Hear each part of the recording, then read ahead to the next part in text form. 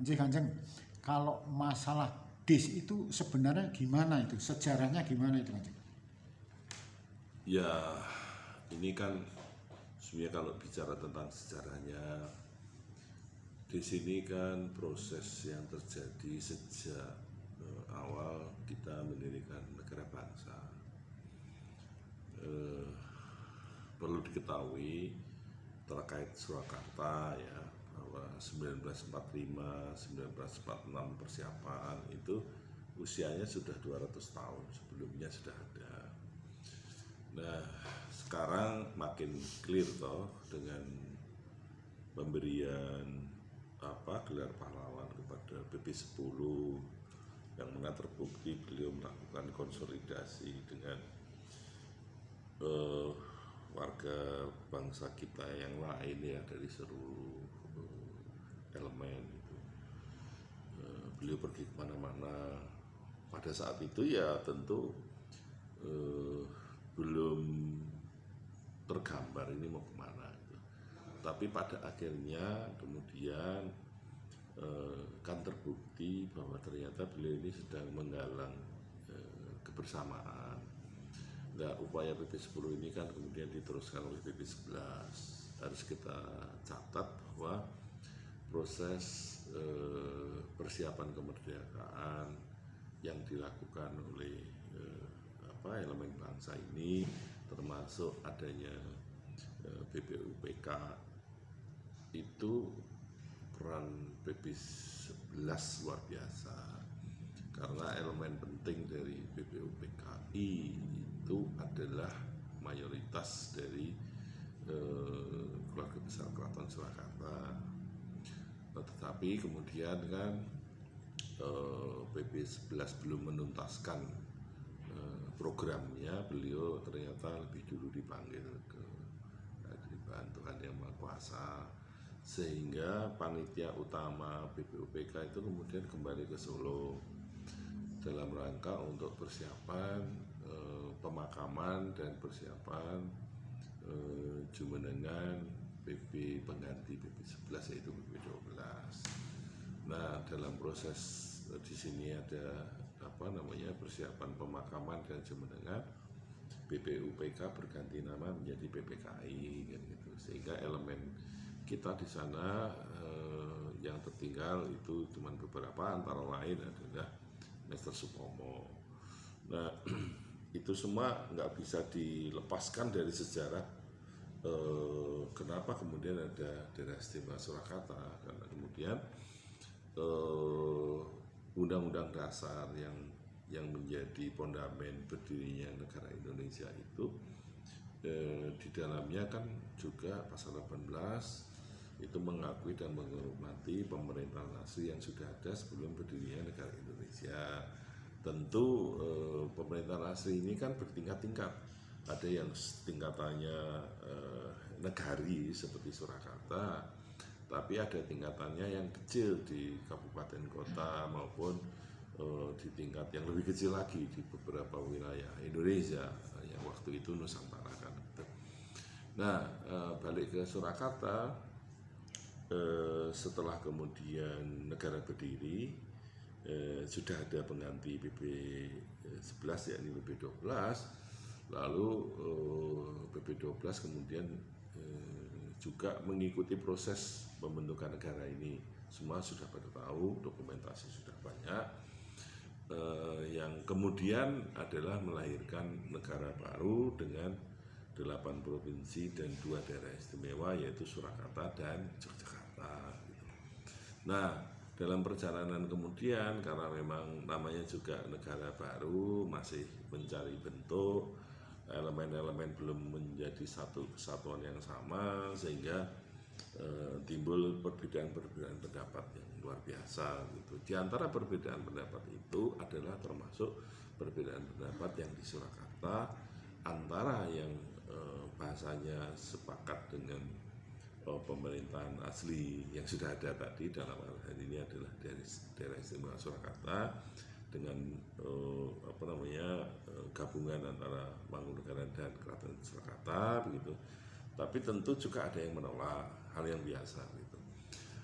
Nah, sayangnya kemudian proses antara yang setuju dan menolak tadi kemudian ketumpangan juga oleh kepentingan-kepentingan politik yang lain, karena yang kita catat di dalam dokumen, yang kita baca dari dokumen-dokumen pendukung yang lain kan ada elemen hampir 10.000 dari Jakarta yang ngumpul di Surakarta. Kemudian ini sebenarnya adalah elemen yang justru menjadi kontra terhadap pemerintahan Bung Karno yang saat itu berpusat di Yogyakarta, sehingga Surakarta ini menjadi pusat gerakan oposisi yang diisi dari elemen lain dari Jakarta dan seterusnya tadi. Dan celakanya kemudian keraton dalam hal ini menjadi sasaran karena dinilai punya kemampuan untuk menjadi kekuatan pendukung oposisi, termasuk kekuatan terutama adalah kekuatan material, sehingga kan sempat dilakukan dalam tanda kutip penjarahan di sini, yang mana hasil jarahan itu akan digunakan untuk mendukung gerakan melawan kekuatan pemerintahan baru Indonesia. Sampai PP12 juga diculik, sampai ibundanya beliau juga diculik, kemudian Pepatih Dalam diculik, termasuk elemen-elemen dari Kepatian, lalu pemerintahan di kabupaten kemudian dipaksa untuk memutuskan hubungan dengan pemerintahan Surakarta sampai segitunya, sehingga kemudian pemerintah pusat melalui Perdana Menteri Sultan Syahrir diutus Bung Karno ke Surakarta, ya walaupun kemudian juga termasuk ikut diculik, tapi hasilnya intinya kemudian untuk sementara waktu pemerintahan daerah istimewa Surakarta ini diambil alih pemerintah pusat sampai kemudian suasana memungkinkan kembali gitu. Nah, ternyata penyerahan atau pengambilan pemerintahan istimewa tadi yang sifatnya sementara tadi kemudian berlarut-larut, karena yang lebih kemudian makin tidak jelas adalah pemerintahan daerah istimewa itu kemudian digabungkan ke wilayah Provinsi Jawa Tengah. Nah, dalam perjalanan kemudian PP12 sebenarnya sudah berusaha keras untuk kemudian mempertegas posisi pemerintahan daerah istimewa Surakarta itu ke pemerintah pusat, tapi sampai beliau wafat belum berhasil. Tapi sebelum beliau wafat, saya bersama Gus Timung dan elemen keraton yang lain termasuk almarhum Gusti Kosi Bandiah waktu itu pernah mengajukan uji materi ke Mahkamah Konstitusi, walaupun waktu itu niatnya hanya sebatas test the water, tapi setidaknya saya lakukan benar-benar. Saya menjadi salah satu pemohon, lalu Gusti Bandiah menjadi pemohon yang lain gitu. Cuman dari awal memang kita sudah sadari bahwa itu adalah test the water, karena legal standing saya pasti kurang gitu. Dan terbukti setelah melalui berbagai persidangan itu belum bisa diterima dengan pertimbangan bahwa legal standing pemohon tidak memenuhi syarat gitu. Tapi dalam proses itu waktu itu saya juga kemudian bersama elemen keraton yang lain melakukan sosialisasi ke seluruh wilayah daerah istimewa Surakarta, terutama 7 kabupaten kota. Kita melakukan dialog publik, kemudian juga dialog ke DPRD termasuk pimpinan daerah, dan yang terakhir di Kota Solo sendiri. Dan pada saat itu semua sudah sepakat, karena memang pada saat saya melakukan itu euforia pengembangan daerah atau pembagian wilayah itu sedang menguat, di mana-mana terjadi pemekaran daerah. Dan untuk menguatkan gagasan tentang daerah istimewa Surakarta ini, saya sendiri kemudian melakukan riset, yang riset itu kemudian saya tuangkan dalam disertasi S3 saya di Fakultas Undip Semarang, yang kemudian intinya akhirnya saya bisa pertanggungjawabkan secara akademis hasil riset saya dari sisi pemekaran wilayah. Jadi saya sengaja mengambil sisi kajiannya pemekaran wilayah, bukan dari sisi pengembalian sejarah daerah istimewa Surakartanya, karena satu sisi saya berasal dari keraton, kalau kemudian kajian saya tentang ini mungkin dianggap bias, tidak kurang fair lah gitu, sehingga saya justru mengambil dari sisi pemekaran daerah. Nah, saya hanya bisa sampaikan bahwa kalau misalnya ex daerah istimewa Surakarta yang kemudian menjadi es garis daerah Surakarta ini kembali menjadi satu wilayah provinsi, itu yang pertama tidak akan mengganggu provinsi Jawa Tengah, karena salah satu persyaratan di dalam pemekaran daerah itu bahwa kalau ini dimekarkan tidak boleh mengganggu provinsi induk. Kalau itu provinsi, kalau kabupaten ya sama, tidak boleh mengganggu eksistensi kabupaten awal kabupaten itu. Nah, yang kedua, bahwa ini kalau berdiri sendiri harus mampu mandiri dari sisi, terutama dari sisi ekonomi gitu. Nah, hasil riset saya itu, kan saya kebetulan juga waktu itu mendampingi Gusti yang di Komisi 2 DPR RI, di mana banyak sekali daerah-daerah pemekaran, sehingga saya bisa membandingkan juga dengan kapasitas pemekaran daerah yang lain.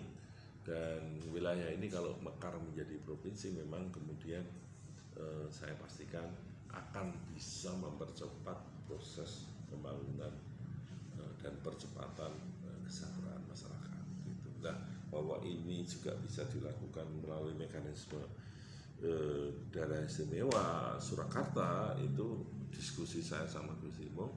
Toh sebetulnya pemerintah itu zaman dulu sudah membuat aturan juga bagaimana misalnya mekanisme pemerintahan daerah yang bersifat istimewa, tetapi tetap juga mengadopsi nilai-nilai demokrasi, tetap mengadopsi nilai-nilai good governance begitu.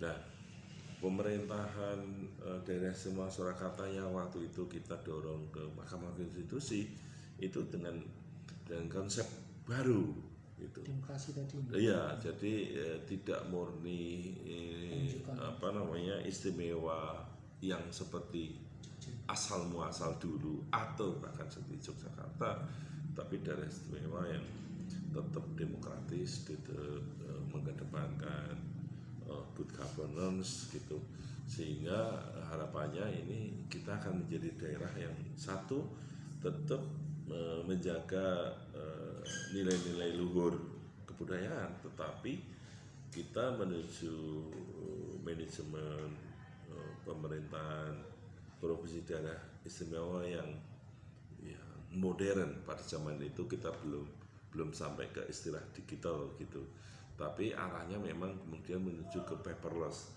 semua serba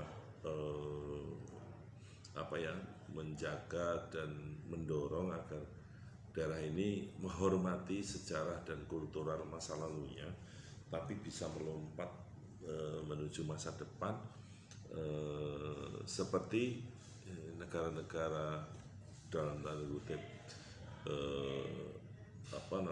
yang dia monarki tetapi modern. Contoh Jepang, dia kurang apa menjaga nilai-nilai tradisinya, tapi dia melompat ke depan yang majunya luar biasa. Seperti itu. Jadi konsepsi daerah istimewa Surakarta itu harus harus dimaknai sebagai sesuatu yang tetap menjaga nilai luhur, tetapi berorientasi masa kini dan masa depan. Jadi sebagaimana tantangan zaman sekarang, kira-kira seperti itu. Nggih Kanjeng, usulan untuk kembalinya DIS itu udah beberapa tahun yang lalu dan saat itu melibatkan konsultan hukum yang sangat senior ya, Yusril Isya Mahendra. Nah kalau sekarang tiba-tiba ada yang mengklaim bahwa itu usulan saya, lah menurut Kanjeng gimana itu Kanjeng?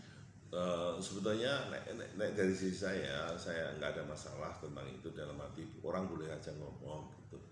Tapi masalahnya bagaimana omongan itu bisa mencapai tujuan, kan ada tata cara dan mekanisme yang diatur oleh aturan hukum negara Indonesia gitu. Kalau hanya sebatas klaim, monggo saja. Misalnya dia mengusulkan dulu, tapi mengusulkan beneran tapi tidak tahu mekanismenya, ya kita tangkap sebagai niat positif saja, hanya mungkin tidak tahu. Nah, saya gitu aja. Terima kasih Kanjeng. Ya, Jadi Kanjeng, kalau menurut Kanjeng sebenarnya lebih urgensi mana sih antara DIS dengan Provinsi Surakarta? Kan karena saat ini kayaknya ketika DIS itu sudah didapatkan, muncul wacana bahwa akan lebih realistis ketika mewujudkan Provinsi Surakarta, gitu gimana? Ya, ini memang dua hal yang berbeda, tapi kalau saya bisa saling melengkapi. Konsep DIS ya, tetapi pendekatannya kan seperti saya sampaikan, tetap harus dengan konsep demokratis, demokrasinya terjaga begitu. Tapi sejarah konstitusinya juga terjaga. Terus yang lebih penting adalah aplikatif di dalam menjalankan konsepsi itu mampu menjangkau tantangan masa kini dan masa depan gitu. Jadi saya tidak saya bawa kepada perbedaan tentang satu sisi provinsi atau sisi lain tentang daerah istimewanya itu, karena menurut saya bisa saling mendukung. Artinya apapun bentuknya sebenarnya yang penting tetap dapat pemekaran gitu, Jeng. Ya karena dua-duanya terbuka. Hanya kalau di sini pintunya Mahkamah Konstitusi, kalau pemekaran daerah itu lebih kepada sepenuhnya kepada political will. Tapi kalau ini lebih kepada penghormatan kepada sejarah konstitusi kita. Karena kalau MK sudah memutuskan, political will-nya pasti dapat. Jadi kalau